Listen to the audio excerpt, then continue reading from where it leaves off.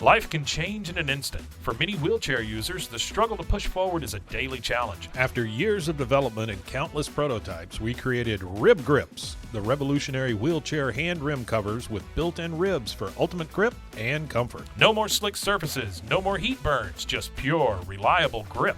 Rib Grips, empowering you to push forward with ease. Rib Grips, get a grip on your freedom. Discover the difference. Visit ribgrips.com and use promo code GRIP today. You just found the perfect product that helps with staying cool during hot summer runs. No more gross warm water. Stay cool with this product from Gear Handle. This hydration tube cover helps keep your water cool and easily accessible. Stay hydrated during those long summer runs or even delay from freezing in the winter. Plus, they're compatible with various brands of water bladders and come in various colors. Visit gearhandle.com and use promo code H2O today. This is a Rogue Media Network podcast. Previously, on Jennifer Love Hewitt, Please Be on Our Show. The jungle was ablaze with the chaos of battle. Jennifer and Malik faced the shadowy figure, now revealed as an unexpected foe from their past. The air was thick with tension as the two sides prepared for a final showdown. "You won't get away with this," Jennifer declared, her voice steady despite the fear gnawing at her insides. The figure laughed, a cold, mirthless sound. "You still don't understand, do you? This is bigger than you or me. It's about control over everything." Jennifer's eyes narrowed. "We won't let you win." As the figure raised a device, a strange hum filled the air. The ground beneath them began to tremble, and Jennifer felt an eerie sensation wash over her, as if reality itself were shifting. "Goodbye, Jennifer." The figure sneered, pressing a button on the device. In an instant, a blinding light engulfed the area. Jennifer felt herself being pulled away, her surroundings warping and twisting. The last thing she saw was Malik's horrified expression before everything went black. The world around Jennifer seemed to dissolve, leaving her suspended in an endless void. As her consciousness faded, she heard the faint echo of the figure's voice. "Welcome to a new reality." Jennifer's eyes fluttered shut, and she was consumed by darkness, leaving the fate of her and the world uncertain.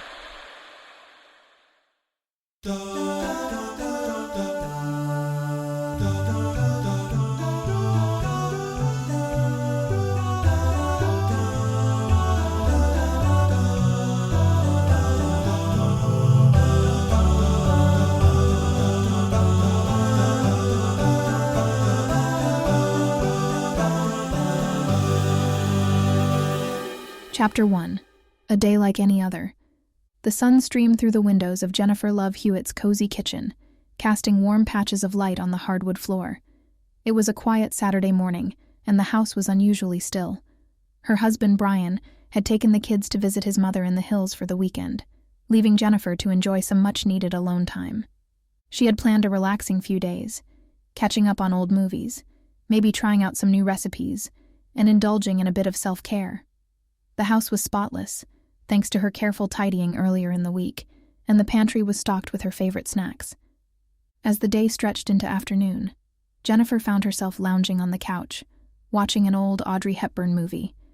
She loved the elegance of the black and white films, the way they transported her to a simpler, more glamorous time. She sighed contentedly, enjoying the rare solitude. But as the movie came to an end, Jennifer felt a sudden pang of hunger. She got up and padded into the kitchen, deciding to make herself a little something to eat. She rummaged through the fridge, pulling out ingredients for a simple sandwich. As she was preparing her snack, Jennifer noticed a smudge on the floor near the sink. It was nothing major, just a small spot of something sticky, likely from the kids.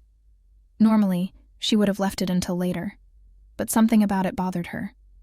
Perhaps it was the stillness of the house, or the quietness of the afternoon, but Jennifer felt an inexplicable urge to clean it up immediately. She set her sandwich aside and fetched the cleaning supplies from under the sink. Kneeling on the floor, she sprayed the spot with cleaner and began scrubbing. The scent of lemon-scented cleaner filled the air, and Jennifer worked diligently, determined to leave the floor spotless. But as she scrubbed, she felt a sudden dizziness wash over her. The combination of the fumes and her low blood sugar from skipping lunch seemed to catch up with her all at once. The room spun, and Jennifer reached out instinctively to steady herself, but her hand slipped on the wet floor. She lost her balance and fell backward, her head hitting the hard floor with a sharp thud. Pain exploded behind her eyes, and the last thing she saw before everything went black was the gleaming kitchen ceiling above her. The show normally seen at this time will not be presented today. Stay tuned now for Special Treat.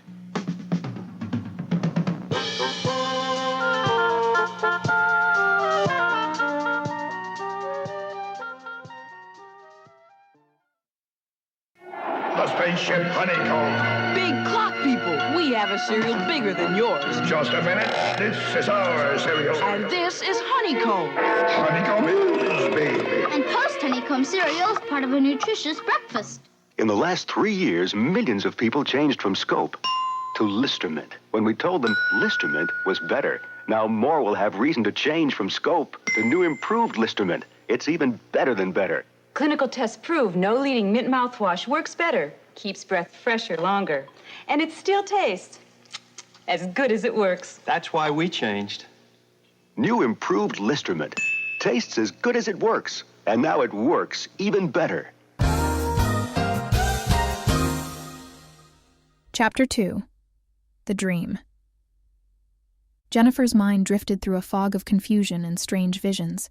She was no longer in her kitchen, but instead found herself on a wild journey that seemed to stretch on for months.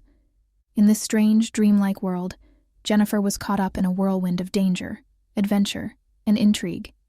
She traveled the globe, uncovering ancient artifacts, battling shadowy cabals, and facing supernatural forces that threatened the very fabric of reality. There were moments of intense fear and moments of triumph, as she found herself in space, in ancient ruins, and deep in the Amazon jungle. She met a host of strange characters: Drew Barrymore, who appeared as a wise and mysterious guide; Party Donkey, a loyal but tragic companion; Dr. Oz, who seemed to know more than he let on; and others who alternated between helping and hindering her on her journey. There were enemies who pursued her relentlessly, determined to seize the powerful artifacts she had been tasked with protecting. She fought off mind control, betrayal, and unimaginable threats, all while trying to keep the world safe. But amidst the chaos, there were also quieter moments, glimpses of a simpler life, of her family, her home, and the love that grounded her. These memories were distant, like fragments of a dream within a dream, but they were comforting all the same. As the days and weeks passed in this strange world, Jennifer began to lose track of time. The boundaries between reality and fantasy blurred, and she found herself questioning everything she knew. Finally, in the middle of a desperate battle, Jennifer felt herself being pulled away, as if by an invisible force. The world around her dissolved into darkness, and she felt herself falling. Chapter 3. Waking Up. Jennifer awoke with a start, her heart pounding in her chest. For a moment, she didn't know where she was. The world around her was unfamiliar, and her head throbbed with pain. Slowly, her vision cleared, and she realized she was lying on the floor of her kitchen. The room was bright with sunlight, and the scent of lemon cleaner still hung in the air. She blinked, trying to piece together what had happened. She reached up and touched the back of her head, wincing as her fingers brushed a tender spot.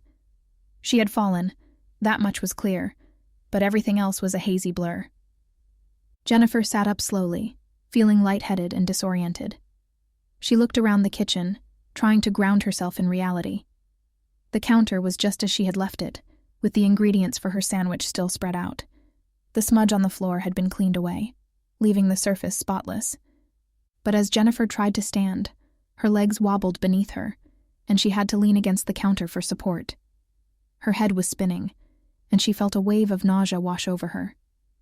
She took a few deep breaths, willing herself to stay calm. What happened? She murmured to herself, trying to make sense of the strange and vivid dream that still lingered in her mind. The dream. It had felt so real, so intense. Jennifer could still see the faces of the people she had met, hear the sounds of the battles she had fought, feel the fear and determination that had driven her. But none of it made any sense. It was all so bizarre, so out of character for her normal life. She stumbled to the sink and splashed cold water on her face, trying to shake off the lingering effects of the dream. But the images clung to her, refusing to fade away. Jennifer knew she needed to get help. She needed to make sure she was okay, that nothing was seriously wrong. She fumbled for her phone and dialed her doctor's number. Chapter 4. The Doctor's Visit. Later that afternoon, Jennifer sat in the examination room of her doctor's office, feeling both embarrassed and relieved to be there. Dr. Mills, a kind and reassuring presence, had been her family doctor for years, and she trusted him implicitly. Dr. Mills entered the room with a warm smile. "Jennifer, it's good to see you. I understand you had a bit of an accident?" Jennifer nodded, still feeling a bit disoriented. "Yes, I slipped and hit my head in the kitchen. I think I might have passed out." Dr. Mills nodded, his expression thoughtful. "Let's take a look, shall we?"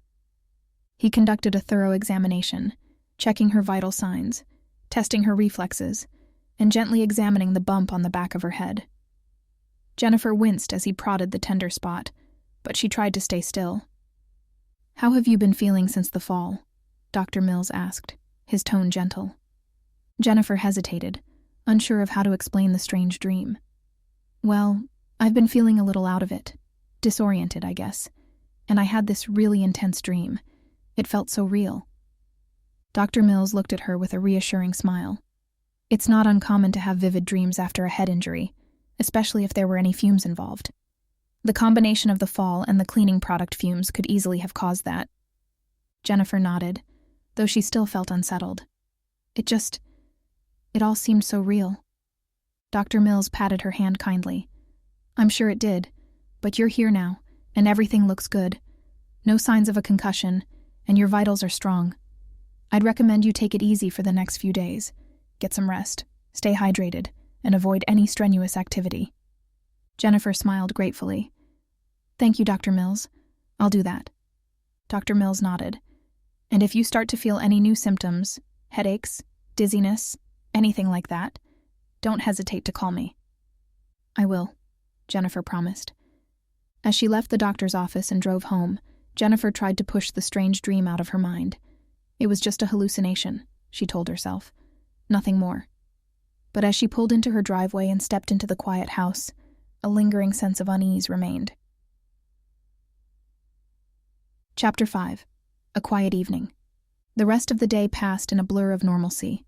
Jennifer settled into the routine of a quiet evening at home, trying to shake off the strangeness of the day. She made herself a light dinner and settled onto the couch to watch TV, her mind still replaying snippets of the bizarre dream. She knew it was just a product of her overactive imagination, fueled by a mix of old movies, solitude, and the accident. Still, the vividness of it all lingered at the edges of her thoughts. That night, as she prepared for bed, Jennifer received a call from her husband. The familiar sound of Brian's voice was a welcome comfort, and she smiled as she answered. "Hey, how's it going?" Brian asked, his voice warm and familiar. "Hey," Jennifer replied, feeling a wave of relief. "Everything's fine here. How's your mom?" "She's good," Brian said. "The kids are having a blast. How about you? How was your day?" Jennifer hesitated for a moment, then decided not to worry him with the details of her accident. "It was good. Just a quiet day at home."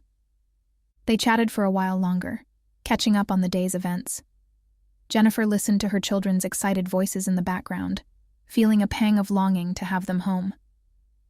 "We'll be back tomorrow afternoon," Brian said. "Are you sure you're okay being alone?" Jennifer smiled, feeling a sense of comfort in his concern.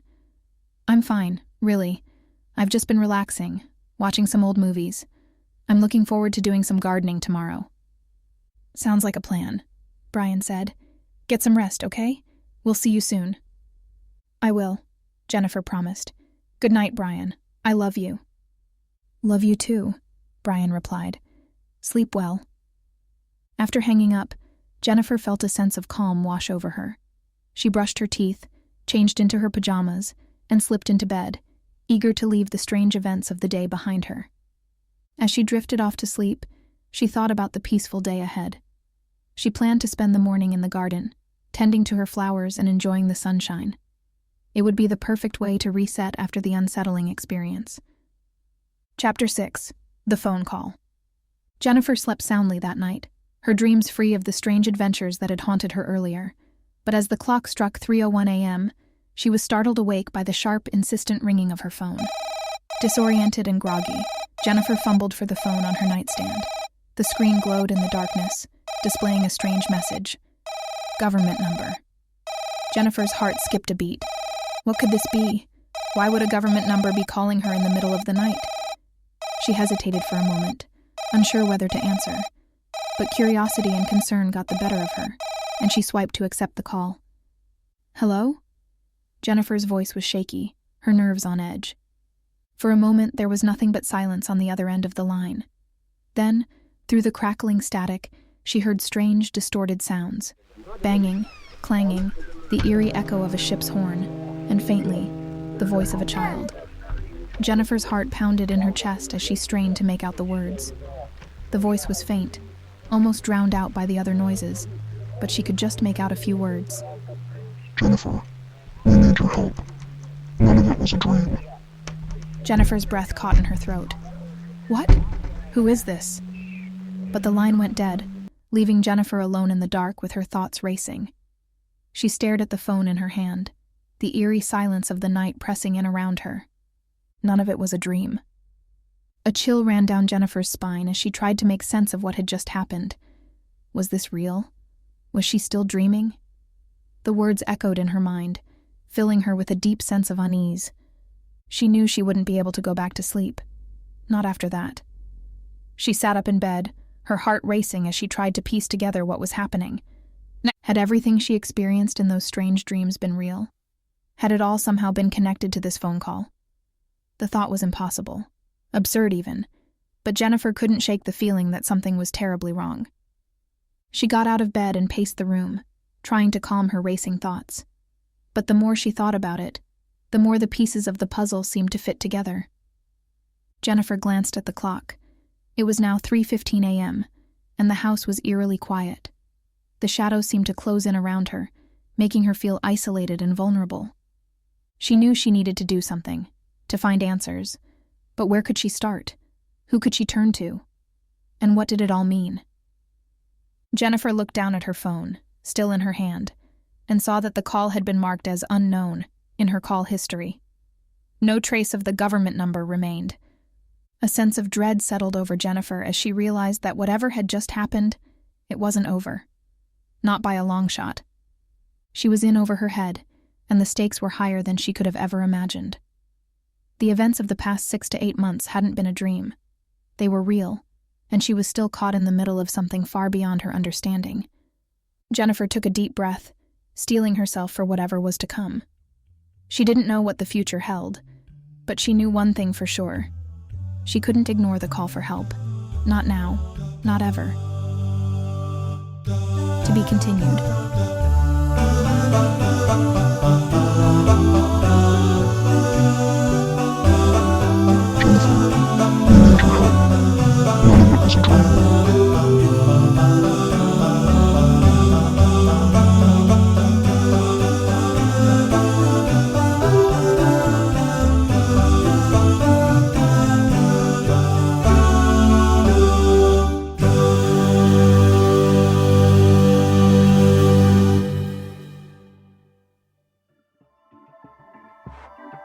This has been a Rogue Media Network production.